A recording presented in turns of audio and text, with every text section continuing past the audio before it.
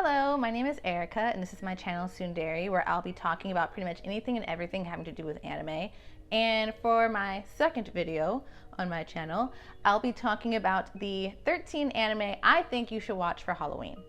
The first anime on this list is The Promise Neverland, which follows the story of 3 children, Emma, Norman, and my little edgy boy Ray, all growing up on this orphanage that is seemingly perfect. They have all the food they could want, all the toys they could want, free range to run around and play as much as they want, and a very loving and caring caretaker who they call Mother. Until Emma and Norman find out that this orphanage isn't what it seems. I'm not going to spoil the deep dark secret of this orphanage, but what I will tell you is that the kids that are leaving are not getting adopted.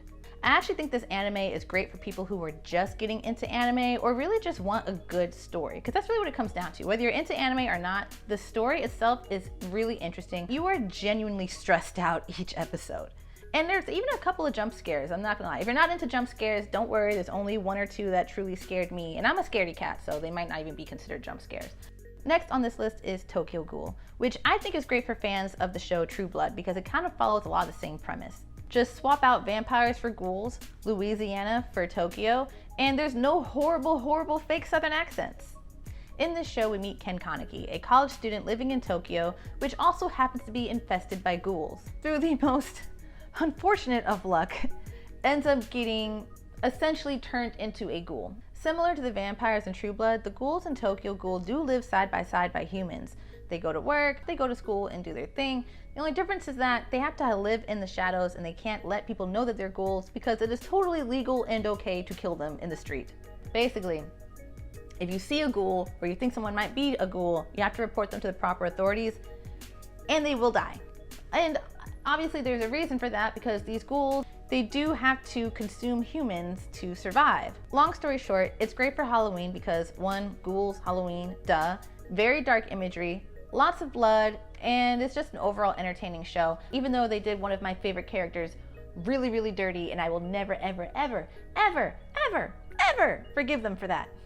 Next on this list is an anime called Parasite. It follows the story of Shinichi Izumi, a high school student whose hand becomes the host of that's right, parasite.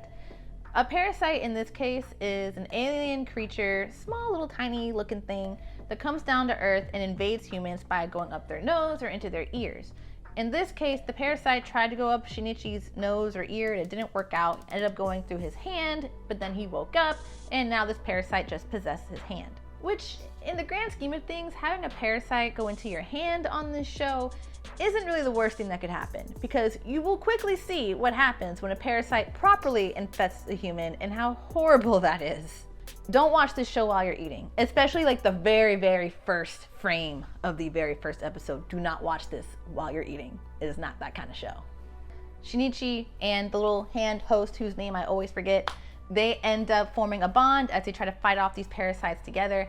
I also have not finished the anime, and I don't remember why these two started fighting parasites together. But it's a great show, very creepy, very gross. Don't watch it while you're eating. Next up, we have High School of the Dead. So let's say you're a huge fan of, say, The Walking Dead, or Dawn of the Dead, or Shaun of the Dead, or Zombieland, and you thought to yourself, these are all great films. But you know what they're missing? Titties. If that's what you think, then High School of the Dead is perfect for you. Because that's really what it is. It's zombies and titties and panty shots. But it's also a very funny and entertaining show with great animation, lots of gore. And if you're just a genuine fan of zombie films, then I mean, you will like it. Just, you know, you also might like the panty shots and the titty shots. High School of the Dead follows the story of a group of high schoolers who are caught in the middle of a zombie apocalypse. Similar to The Walking Dead, obviously these students have to confront zombies, but also the crumbling of society and their own morality kind of crumbling away as well as the stakes become higher. I will say though, if you're looking for an anime that has a firm conclusion, then High School of the Dead might not be for you because unfortunately the creator of the show passed away and was never able to finish the story. So you really only get, I think it's like 12 or 13 episodes, and then after that I think the manga might go a little bit further, but the story never comes to a conclusive ending. Next up on this list is Sankareya, or Sankareya. I don't know how to say it, but it's a phenomenal anime that nobody talks about. I feel like I'm the only person in my friend group who has seen it. It follows the story of high school student Chihiro, a teenage boy who is absolutely obsessed with zombies and all things horror, to the point where he openly says, and proudly says it, that he is only attracted to undead girls. Because necrophilia is romantic and sexy, and totally not illegal and weird. After his beloved cat dies, Chihiro creates a potion to bring it back to life as a zombie, because as much as he is a horror fan, he has clearly never seen Pet Sematary and how that can go wrong. Along the way, he ends up meeting this girl named Rhea, who has a lot of problems. Very beautiful girl, has a lot of issues. Mainly her creepy, pervy father who is incestuously in love with her. Rhea ends up drinking the potion instead in an attempt to commit suicide, but winds up being turned into a zombie. So through a twist of events, she ends up living with Chihiro, and he now has the undead girlfriend he's always wanted, except it might not be as easy or as fun as he thought it would be. Next up we have Demon Slayer! Nezuko-chan! If you watch the show, you're gonna understand why I said it like that. It's my girl Nezuko, love her. So Demon Slayer is about this sweet cinnamon roll of a boy named Tanjiro, who comes home to find his whole entire family slaughtered by demons. His sister Nezuko survives the attack, but is turned into a demon herself. The two siblings then go on a journey to find a cure for Nezuko's demon curse, and along the way they end up joining the Demon Slayer Corps, I believe it's called, and end up, what? That's right, slaying demons. If you love samurais and sword fighting and great action sequences and just overall shonen anime, then Demon Slayer is for you, and you probably already started watching Demon Slayer because it's already a classic, even though it's only been out for like a year or two. Next up we have Another. That's what it's called, Another. The show follows Koichi, a middle school student who transfers to a new school. At his new school, he becomes ensnared in the school's curse, in which students and teachers and basically anyone connected to his class ends up dying these really gruesome and just senseless deaths. Think Final Destination. So he has to figure out why this is happening, how he can stop it, and how is it connected to this mysterious and pale girl he keeps bumping into. If you're a huge fan of Final Destination, then chances are you'll also love Another. If you follow me on Twitter, then you've probably seen me talk about this next anime, Higurashi. Higurashi takes place in 1983 and follows Keiichi, a student who moves to a rural town in Japan. At first, everything seems pretty normal and chill.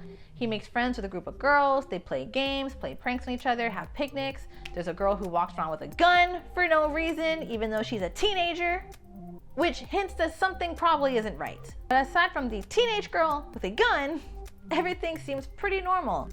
Up until Keiichi learns of a series of mysterious murders that happen in the town once a year. From that point on, everything just goes downhill, and he finds out that maybe this quiet, bubbly town isn't exactly what he thinks it is. I will say one of the things I love about this show, though, is that it'll show you something that is truly heinous, and then it'll just cut to something really sweet and adorable, like these kids having a picnic and playing tag. You can watch the 2006 original anime that came out, or you can watch the reboot that is happening right now. And I think by the time I post this video, the reboot will probably be on episode 3, I believe. Either way, you're in for a wild ride, and there's nothing I can say that can prepare you. Next on this list, we have Elfin Lead, which, if you don't know, is actually a huge inspiration behind Netflix's Stranger Things. It follows the story of Lucy, a girl who looks human and has sort of telekinetic powers. I say sort of telekinetic mainly because it appears to be telekinetic, but in reality what it actually is she has these invisible limbs and arms that can just slice and dice pretty much anything. And boy, does she slice and dice. Similar to Eleven from Stranger Things, she's also being experimented on in a top secret facility. And after she escapes, she ends up getting hurt and develops a secondary personality that is much more soft and childlike compared to her real Lucy persona. She's found and taken in by two locals named Kota and his cousin Yuka. From that point on, both Kota and Yuka become involved in the violent attempts by a secret government agency to get Lucy back.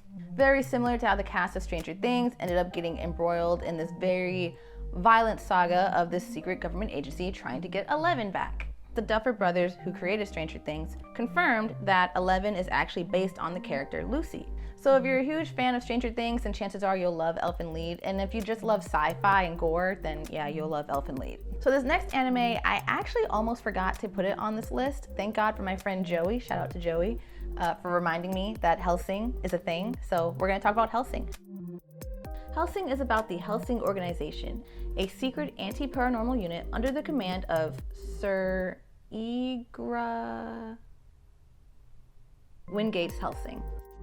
Basically just a lot of vampires, a lot of gore, a lot of creepiness. It's been years since I've seen Helsing, so I don't remember a whole lot about it, but I do know that it's great if you like a little bit of camp in your anime, and if you just love like real deal vampires, not the sparkly ones or the ones that are a little conflicted. I'm talking like real deal Holyfield vampires. This next anime is a little cute, a little funny, a little creepy, and a whole lot of awesome. Toilet Bound Hanako Cocoon. In this anime, we meet Yashiro, a first-year student at an academy known for its supernatural happenings and its 7 mysteries. In the first episode, she winds up summoning the 7th and most famous mystery of the school, Hanako-san of the toilet. Hanako is a spirit who haunts the bathroom and also grants wishes for the right price.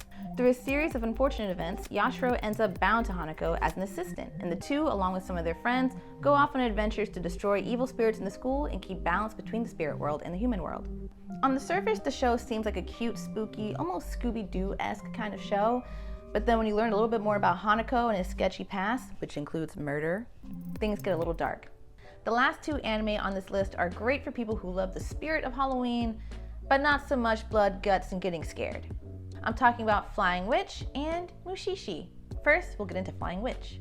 In Flying Witch, we meet Makoto, the teenage witch who goes to live with her non-witch relatives to continue her magic training and to learn to live among non-magical humans. This show is a whole entire vibe. Nothing bad happens, it's just nice and peaceful. All you really see is Makoto learning spells and teaching her friends and family witch culture, I guess, if that's a thing. So if you're a fan of wholesome Halloween specials like Charlie Brown or Casper the Friendly Ghost, then you'll definitely love Flying Witch. Finally, we have Mushishi, or as I like to call it, probably the most relaxing anime in the whole entire world. Mushishi follows Ginko, a wanderer with one eye who travels Japan helping people dealing with supernatural mushi.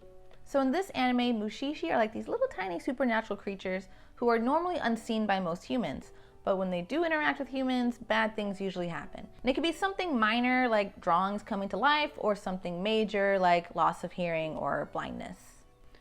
Though Mushishi does have some eerie and unsettling moments, it's overall a very relaxing and soothing anime to watch, especially with a glass of wine and your favorite comfort food. The best way I can describe the vibe of Mushishi is that it feels like you're telling scary stories with your best friends around a campfire, and yeah, the stories get a little creepy, the images are a little unsettling, but you're with friends, there's a nice warm fire, you have your favorite foods, and it's overall just a vibe. That's really it, that's Mushishi, a nice little spooky vibe, but good spooky vibes. So that's it, that's 13 anime to watch for Halloween. I hope you liked at least one of them. If you watched anything on this list and you had a good time, please comment. Also, don't forget to share, like, and subscribe. I do have a full-time job while I'm doing this, so while I thought I could have a new video out every Friday or Saturday, turns out it's gonna be a little bit tougher. I'm going to aim for every 2 weeks. Also, follow me on Twitter if you want to know when I'm filming, when the next video will be out, at least until I get a good schedule. And then once I get a good schedule, keep following me on Twitter. I'm very funny. You may not be able to tell in this video, I hope y'all can tell, but I'm very, very funny. All right, so I'll see you soon.